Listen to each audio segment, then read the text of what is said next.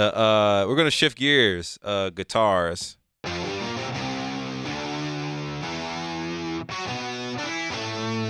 So these sound like double guitars. Let me go to the back end.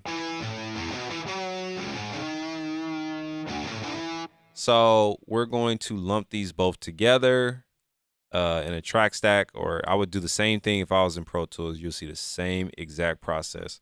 So I'll name these GTRs, and then we can name these doubles.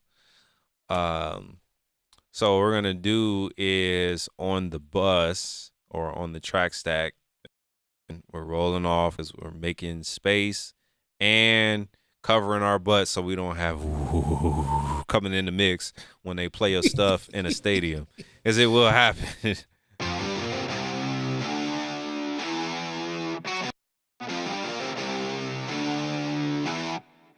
Quiz for you guys. What was the frequency that I boosted on the key bass? 1, 2, 3, 60 hertz.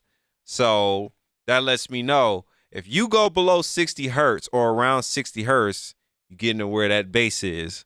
Stay away from 60 hertz if you can. So 131, we're safe.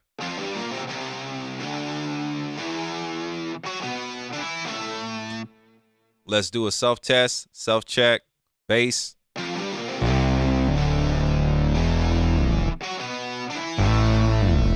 Now they playing nice together.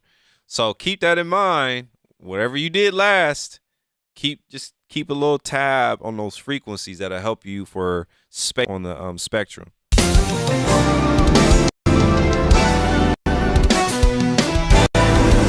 So I can go a little bit back this way. We can go to about 100.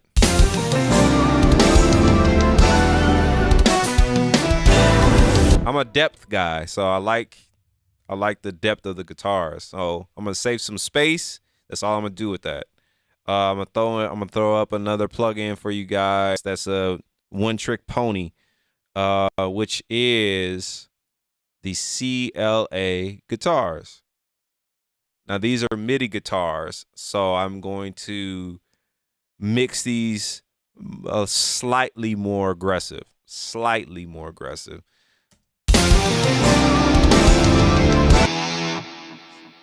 what I'm saying? So it has all this stuff combined in there. So what we're gonna do is back off on the delay.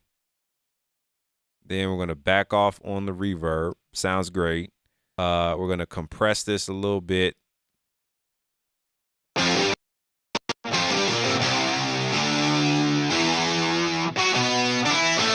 We don't need any sub. We can do lower, but no sub. Now let's listen to that with the record.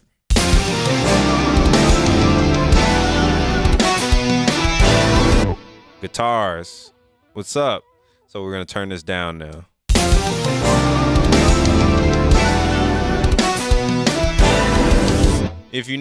Each thing is getting enhanced in its own way. Now the key bass and the guitar sound good together with the drums, like so far what we done.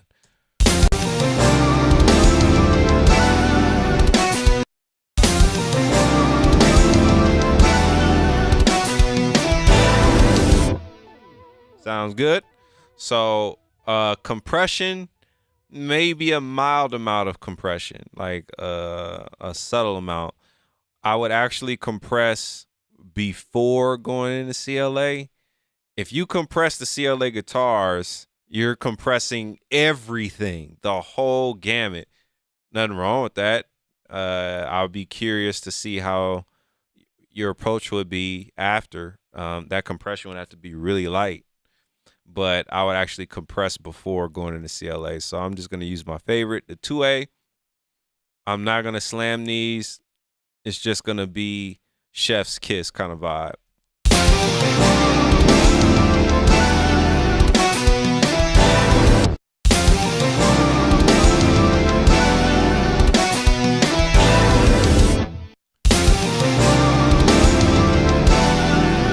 All right, we're going to go a little bit less.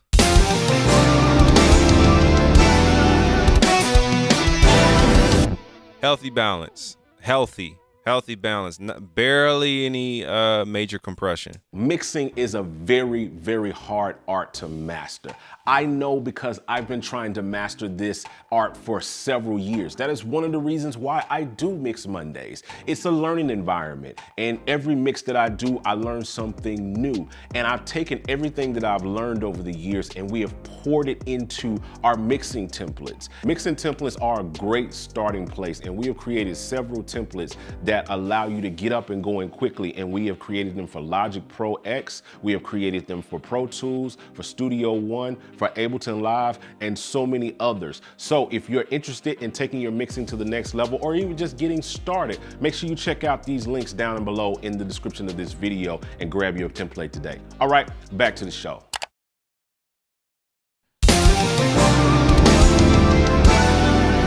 It's just enough to get there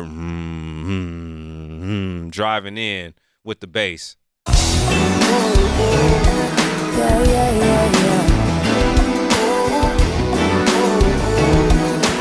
Now I already hear it's starting to sound like a record. I can already hear that difference with the clarity and the space. So what we're gonna do now is go into the clean guitars.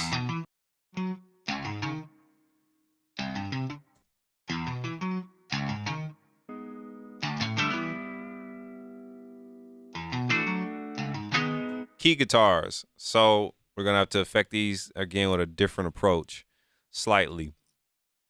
So we get a little bit faster at this now. We kind of get the pattern.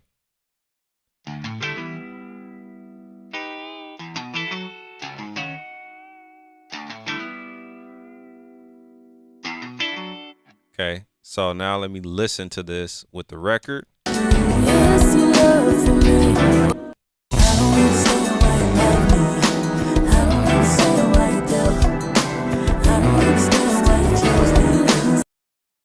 Not bad. So what we're gonna do is do the same thing. We're gonna put the CLA behind that.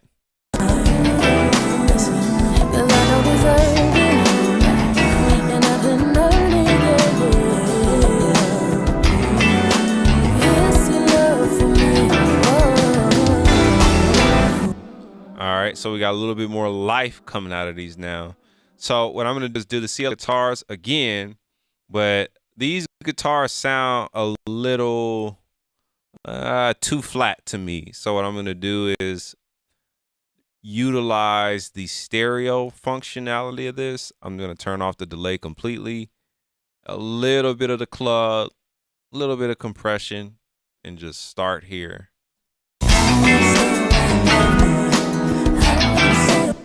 Not bad. A little bit much on the reverb for me, so I'm actually just gonna cut the reverb off.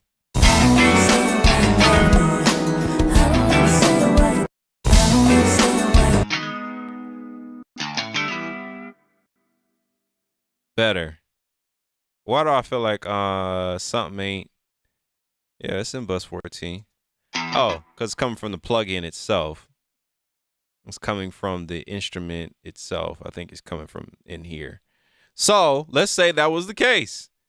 The producer sent you guitars with reverb on them. We're going to fix it. As they say, no take backsies. So now that since I know that it has reverb on it, I'm actually going to kill the stereo effect.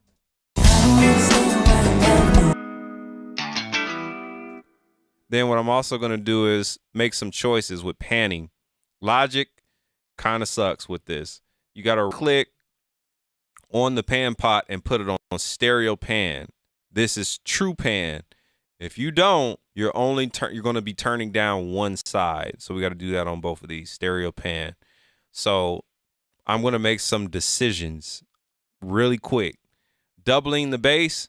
We already got a stereo pair of the distortion guitars doubling the bass already. So I'm going to pan the doubling to the left. Let's do the doubling to the left and the chords on the right. Now we're gonna make some space for the snare, the kick, the vocal, the key bass. All of that stuff is now gonna have room to live down the center.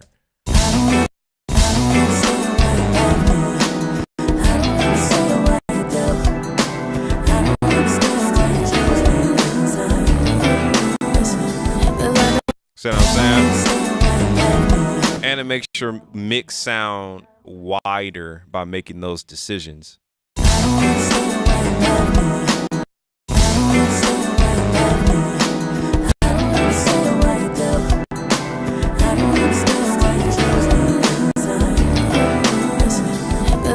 And I know I'm killing my master faders. Yo, I hope you enjoyed this exclusive clip from our Mix Monday live streams. We do these live on Monday nights, so make sure you grab the subscribe button and turn on notifications so you don't miss it when we go live. If you want to check out more of these, check out this playlist right over here. And if you're interested in taking your mixing or production to the next level, check out the templates and the links that we have below. I'll talk to you guys on the next one. I'm out. Peace.